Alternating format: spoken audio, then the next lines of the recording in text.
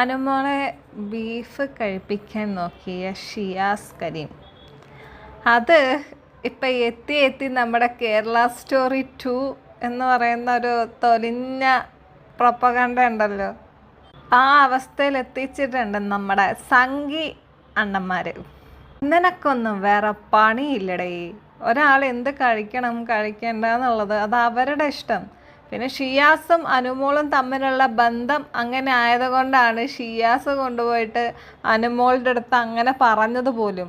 അതുപോലും മനസ്സിലാക്കാത്ത എന്തെങ്കിലുമൊക്കെ എവിടെങ്കിലുമൊക്കെ വീണ് കിട്ടിയാൽ അതെടുത്ത് വിവാദമാക്കാൻ വേണ്ടി നോക്കുന്ന കുറേ വാഴകൾ. ഇത് എത്തി നിൽക്കുന്നത് ഇപ്പം ഹിന്ദു സ്ത്രീയെ നിർബന്ധിച്ച് ബീഫ് കഴിക്കാൻ ശ്രമിക്കുന്ന മുസ്ലിം യുവാവ്. ഇവർ തമ്മിലുള്ള ബന്ധം എന്താണെന്ന് ഇത് ഉണ്ടാക്കിയവന്മാർക്ക് വല്ലതും അറിയാവോ? അറിയത്തില്ല.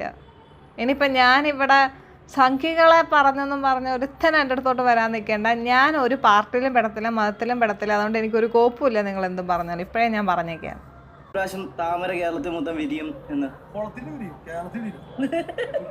അതുപോലെ ഷെസ്ക റോബിനും അഖിൽമാരും അല്ലല്ല ഡോക്ടർ റോബിൻ രാധാകൃഷ്ണനും അഖിൽമാരും ഇലക്ഷൻ നിൽക്കുന്നുണ്ട്.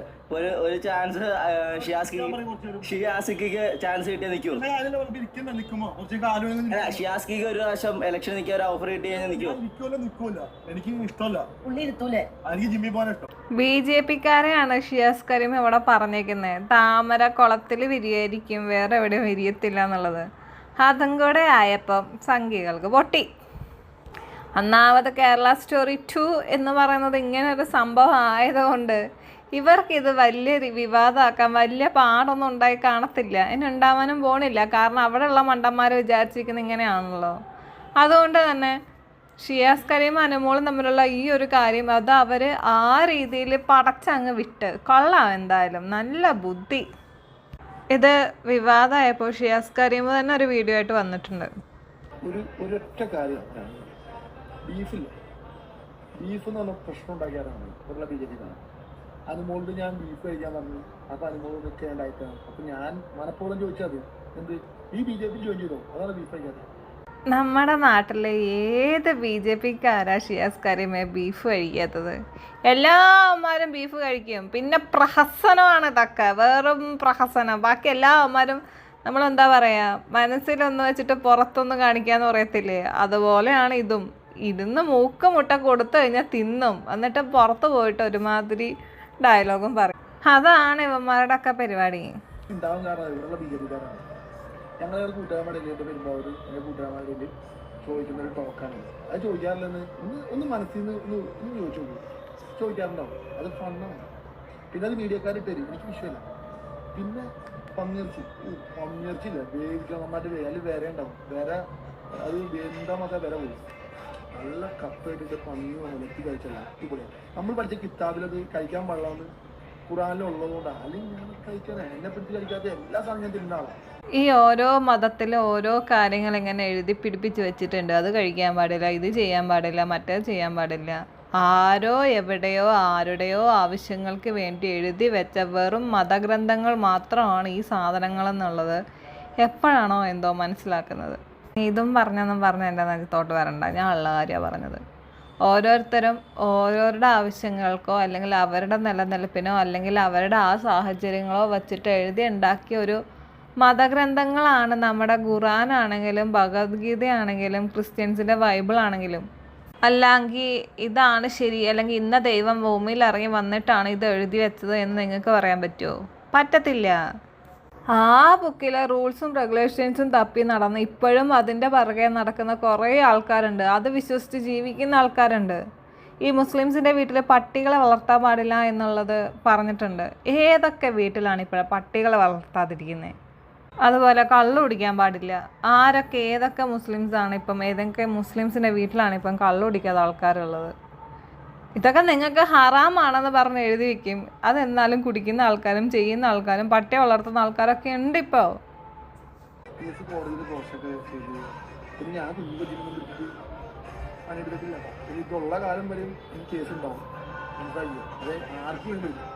പെണ്ണുങ്ങൾക്ക് ലോയിൽ മുൻഗണന ഉള്ള കാലം വരെ ഈ കേസ് ചെയ്തിരിക്കും, തുടരും. അപ്പോൾ ഒരു കാര്യം ചിന്തിക്കുക, എൻ്റെ നിലപാടിൽ ഓൾറെഡി അങ്ങോട്ടും ഇങ്ങോട്ടും മാറ്റും. ഇനി എൻ്റെ പേരിൽ എന്ത് പ്രശ്നം വന്നാലും ഇനി ഞാൻ ജയിലിൽ പോകണമെന്ന്, ജയിലാണെങ്കിൽ പറഞ്ഞോളാം, ജയിലിൽ പോകണമെന്നാണ് എനിക്ക് കുഴപ്പമില്ല. ഒരു രീതിയിലും മാറ്റില്ല. അത്രയുള്ളൂ. ജയ് ചിഞ്ചോ, വന്ദേ മാതരം.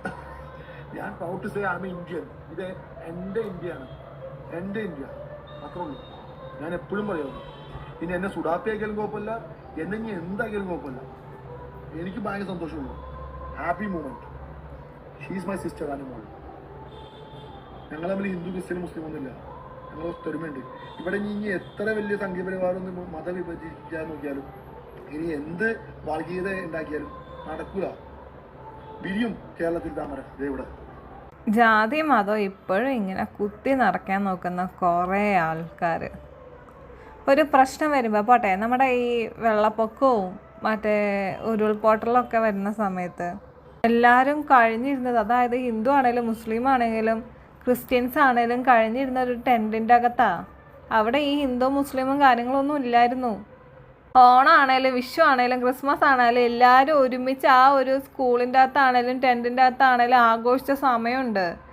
ഇത് കുറേ അവന്മാർ വന്നിട്ട് ക്രിസ്മസ് ആഘോഷിക്കാൻ പാടില്ല, മറ്റത് ആഘോഷിക്കാൻ പാടില്ല, ഹിന്ദു പെൺപിള്ളേർ മറ്റ് ജാതിയിലുള്ള ആൾക്കാരുടെ വീട്ടിൽ പോകാൻ പാടില്ല, മാങ്ങാത്തൊല തേങ്ങാത്തൊലി പറയുന്നില്ല. കുറേ എണ്ണങ്ങൾ ഇങ്ങനെ എന്തെങ്കിലുമൊക്കെ കിട്ടാൻ വേണ്ടി കാത്തിരിക്കുവാണ് ജാതിയും മതവും വർഗവും കൊണ്ടുവരാൻ. കഷ്ടോടെ, ഇതൊക്കെ ഇന്ത്യയാടേ. ഇന്ത്യനിങ്ങനെ ഇന്ത്യ പോട്ടെ, കേരളമാടേ. കേരളത്തിലില്ലാതിരുന്ന കുറേ കാര്യങ്ങൾ, കുറേ എണ്ണങ്ങളൊക്കെ ഇപ്പോൾ കുത്തിപ്പൊക്കാൻ തുടങ്ങിയിട്ടുണ്ട്. ജാതിയും മതവും ഹിന്ദു ആടേ നിനക്ക് ഇതിലൊക്കെ കിട്ടുന്ന മനസ്സുഖം. മനുഷ്യനായിട്ട് കണ്ടിട്ട് മനുഷ്യനായിട്ട് ജീവിച്ചാൽ പോരെ? അതിൻ്റെ ഇടയിൽ കൂടെ ജാതിയും മതവും കോപ്പും കുത്തി കയറ്റി അടുത്ത പ്രശ്നം ഉണ്ടാക്കാൻ വേണ്ടിയിട്ട് കുറേ എണ്ണങ്ങൾ വാലും പൊക്കി ഇറങ്ങിക്കോളും വാഴകൾ. കഷ്ടമാണ് ഇതിൻ്റെയൊക്കെ കാര്യം. നിങ്ങളൊരു കാര്യം ചെയ്യും, എന്താണെന്നറിയാം? ക്രിസ്ത്യൻസിനായിട്ടൊരു സ്കൂള്, ഹിന്ദുസിനായിട്ടൊരു സ്കൂള്, മുസ്ലിംസിനായിട്ടൊരു സ്കൂള്, അതുപോലെ ഹിന്ദുസിനായിട്ടൊരു ഹോസ്പിറ്റൽ, മുസ്ലിംസിനായിട്ടൊരു ഹോസ്പിറ്റൽ, ക്രിസ്ത്യനായിട്ടൊരു ഹോസ്പിറ്റൽ. നിങ്ങളങ്ങനെ മതം വിഭജിക്കുന്ന പോലെ സ്കൂളും കോളേജും ഹോസ്പിറ്റലും മറ്റേ സർക്കാർ കമ്പനി എല്ലാം കൂടെ വിഭജിച്ചിട്ട് ഓരോന്നുണ്ടാക്കി അങ്ങ് കെട്ടിവെക്കടേ. പ്രശ്നം തീർന്നില്ലേ? അപ്പോൾ പിന്നെ ഇതിൽ മാത്രം അങ്ങ് കയറിയാൽ മതിയെന്ന് പറയാമല്ലോ. ഇങ്ങനെ കുറേ എണ്ണങ്ങൾ ഇറങ്ങിക്കോളും. നിങ്ങൾ ആദ്യം അത് ചെയ്യും, അപ്പോൾ നല്ല രസമായിരിക്കും. അപ്പോൾ പിന്നെ പ്രശ്നമില്ലല്ലോ. ഓരോ ഏരിയ ആയിട്ട് ഹിന്ദുസിനും മുസ്ലിംസിനും ക്രിസ്ത്യൻസിനും വിഭജിച്ച് അങ്ങ് കൊടുക്കുക. ശരി എന്നാൽ.